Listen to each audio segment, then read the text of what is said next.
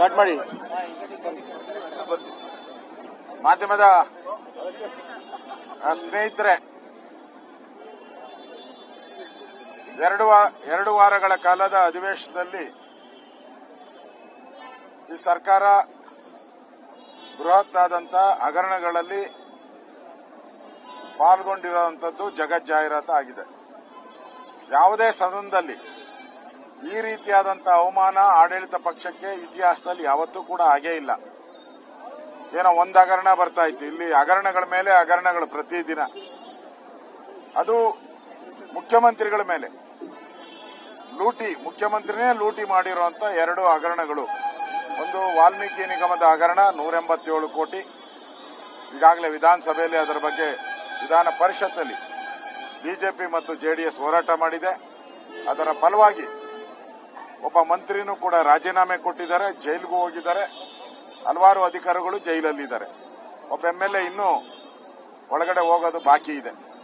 ಎರಡನೇದು ಸ್ವತಃ ಮೂಡ ಹಗರಣ, ಸುಮಾರು 3 ರಿಂದ 4 ಸಾವಿರ ಕೋಟಿ ಹಗರಣ. ಇದು ಮುಖ್ಯಮಂತ್ರಿ ಸಿದ್ದರಾಮಯ್ಯನವರು ಹಿಂದೆ ಉಪಮುಖ್ಯಮಂತ್ರಿಗಳಾಗಿ JH ಪಟೇಲ್ ಅವರ ಸರ್ಕಾರದಲ್ಲಿದ್ದಾಗ ಈ ಕರ್ಮಕಾಂಡ ಪ್ರಾರಂಭ ಆಯಿತು.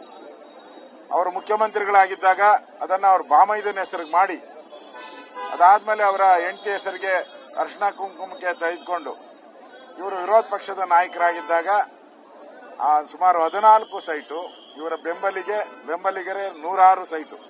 ನನ್ನ ಪ್ರಕಾರ 1 ಲಕ್ಷ ಸ್ಕ್ವೇರ್ ಫೀಟ್ಗೂ ಹೆಚ್ಚು ಆ ಮೂಡಾದಲ್ಲಿ 50-50 ಸ್ಕೀಮಲ್ಲಿ ಲೂಟಿ ಮಾಡಿದ್ದಾರೆ.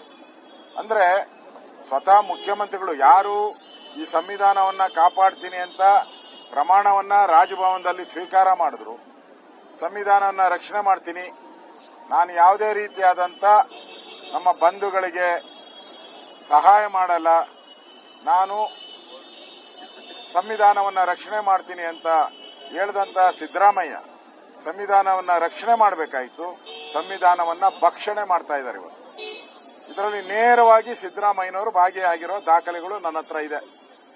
ಸದನದಲ್ಲೂ ಕೂಡ ಮಾತಾಡಕ್ಕೆ ಅವಕಾಶವನ್ನ ನಾವು ಕೇಳಿದ್ರಿ, ಸದನದಲ್ಲಿ ನಮ್ಗೆ ಅವಕಾಶ ಕೊಡ್ಲಿಲ್ಲ. ಸ್ಪೀಕರ್ ಅನ್ನು ಕೂಡ ಕಾಂಗ್ರೆಸ್ ಕಡೆ ವಾಲಿರುವಂತದ್ದು ಸ್ಪಷ್ಟವಾಗಿ ಕಾಣ್ತಾ ಇದೆ. ಪ್ರಜಾಪ್ರಭುತ್ವದಲ್ಲಿ ನಮಗೆ ಮಾತಾಡೋದು, ವಿರೋಧ ಪಕ್ಷಕ್ಕೆ ಮಾತಾಡುವಂತ ಅಧಿಕಾರ, ಪ್ರಶ್ನೆ ಮಾಡುವಂತ ಅಧಿಕಾರ, ದಾಖಲೆಗಳನ್ನ ಕೊಡುವಂತ ಅಧಿಕಾರ ವಿಧಾನಸಭೆ ಒಳಗಡೆ ಇದೆ. ಆದ್ರೆ ಅದನ್ನ ಮೊಟಕುಗೊಳಿಸಿ ಅಲ್ಲಿ ಎದರಿ ನಾವು ಎಲ್ಲಿ ದಾಖಲೆಗಳನ್ನ ಕೊಡ್ತೀರಿ, ರಾಜ್ಯದ ಜನತೆಗೆ ಈ ದಾಖಲೆಗಳೆಲ್ಲ ಸಿಕ್ಕಿದ್ರೆ ಕಾಂಗ್ರೆಸ್ಸಿನ ಮಾನ ಮರ್ಯಾದೆ ಹರಾಜಾಗುತ್ತೆ ಅಂತೇಳಿ ಎದರಿ ಪಲಾಯನ ಮಾಡಿ ಇವತ್ತು ಓಡೋಗಿದ್ದಾರೆ. ನಾವು ಮುಖ್ಯಮಂತ್ರಿಯ ರಾಜೀನಾಮೆಗೆ ಆಗ್ರಹವನ್ನ ಮಾಡಿದಿರಿ. ಈ ಲೂಟಿ 86,000 ಜನ ಸೈಟ್ಗಳಿಗೆ ಕಾಯ್ತಾ ಇದ್ರು ಸಹ ಸಿದ್ದರಾಮಯ್ಯನವ್ರ ಕುಟುಂಬಕ್ಕೆ ಟಕಾಟಕ್ ಅಂತ ಹೇಳಿ 14 ಸೈಟುಗಳು ಕೊಡ್ತಾರೆ. ಏನ್ಕಪ್ಪ ಇವ್ರಿಗೆ 14 ಸೈಟು? ಅದು ದಲಿತರ ಜಮೀನು. ಅದು 4 ಜನ ಅಣ್ಣ ತಮ್ಮಂದಿರು ಒಬ್ಬರ ಕೈಲಿ ಸೈನ್ ಮಾಡಿಸಿದ್ದಾರೆ, ಇನ್ನು 3 ಜನದ ಕೈಲಿ ಸೈನೇ ಇಲ್ಲ. ಇಂಥ ಒಂದು ಕರ್ಮಕಾಂಡವನ್ನ ಮಾಡಿರ್ತಕ್ಕಂಥ ಈ ಕಾಂಗ್ರೆಸ್ ಸರ್ಕಾರ, ಮುಖ್ಯಮಂತ್ರಿ ರಾಜೀನಾಮೆ ಕೊಡಬೇಕು. 2 ದೊಡ್ಡ ಹಗರಣಗಳಲ್ಲಿ ಎಲ್ಲ ಹಗರಣಗಳು ದಲಿತರಿಗೆ ಸಂಬಂಧಪಟ್ಟಿದ್ದು.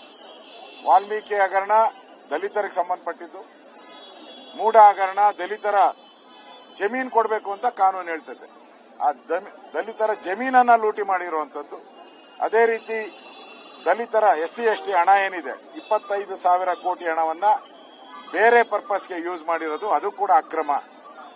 ಅಂದ್ರೆ ಈ ಸದನದಲ್ಲಿ ಪೂರ್ತಿ ಕೂಡ 3 ಅಕ್ರಮಗಳಾಗಿದೆ. ಆ 3 ಅಕ್ರಮಗಳು ದಲಿತರಿಗೆ ಮೋಸ ಮಾಡಿದ್ದಾರೆ, ದಲಿತರಿಗೆ ವಂಚನೆ ಮಾಡಿದ್ದಾರೆ, ದಲಿತರ ಜಮೀನನ್ನ ಕಬಳಿಸಿದ್ದಾರೆ, ದಲಿತರ ಜಮೀನನ್ನ ನುಂಗಿದ್ದಾರೆ, ದಲಿತರ ದುಡ್ಡನ್ನ ನುಂಗಿದ್ದಾರೆ. ಆದ್ರಿಂದ ಮುಖ್ಯಮಂತ್ರಿ ಮರ್ಯಾದೆ ಇದ್ರೆ ಒಂದು ಕ್ಷಣನೂ ಕೂಡ ಅವರ ಆ ಸ್ಥಾನದಲ್ಲಿ ಇರುವಂತ ನೈತಿಕ ಅಧಿಕಾರವನ್ನ ಕಳ್ಕೊಂಡಿದ್ದಾರೆ. ಅದರ ರಾಜೀನಾಮೆ ಕೊಡಬೇಕು ಅಂತ ಹೇಳಿ ಆಗ್ರಹವನ್ನ ನಾವು ಮಾಡಿದಿರಿ.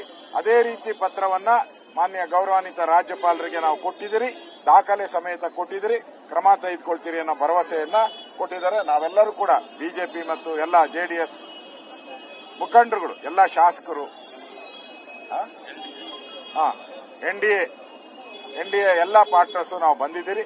ನಮ್ಮ ಬೇಡಿಕೆ ಮುಖ್ಯಮಂತ್ರಿ ಒಂದು ಕ್ಷಣನೂ ಕೂಡ ಆ ಸ್ಥಾನದಲ್ಲಿ ನಿಲ್ಲುವಂತ ನೈತಿಕ ಅಧಿಕಾರ ಇಲ್ಲ, ರಾಜೀನಾಮೆ ಕೊಡಬೇಕು ಅಂತ ಆಗ್ರಹವನ್ನ ನಾವು ಮಾಡಿ ಗೌರವಾನ್ವಿತ ರಾಜ್ಯಪಾಲರಿಗೆ ಮನವಿಯನ್ನ ಕೊಟ್ಟಿದ್ದೇವೆ.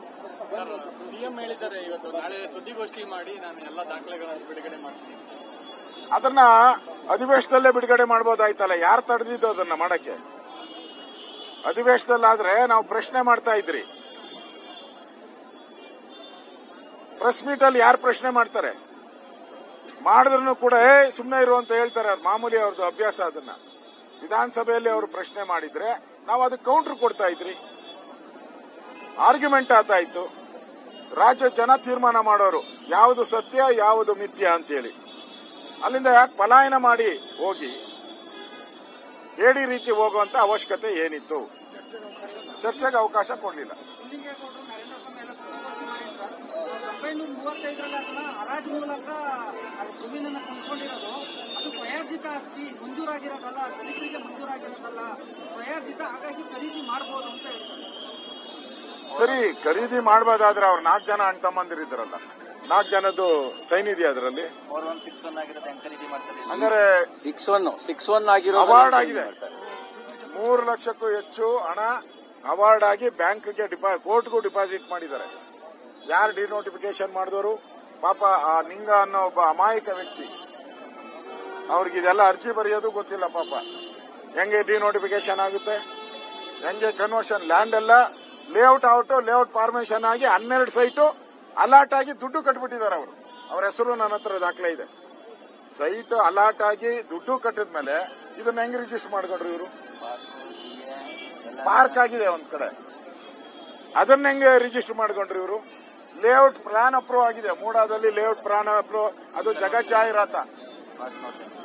ಜಾಹೀರಾತ ಎಲ್ಲ ದಾಖಲೆಗಳು, ಅದು ರಿಜಿಸ್ಟರ್ಡ್ ದಾಖಲೆಗಳದು. ಅಪ್ಲೈ ಮಾಡಿದ್ರೆ ಯಾರಿಗೆ ಬೇಕಾದ್ರೂ ಕೊಡ್ತಾರೆ. ಅದು ಇಷ್ಟು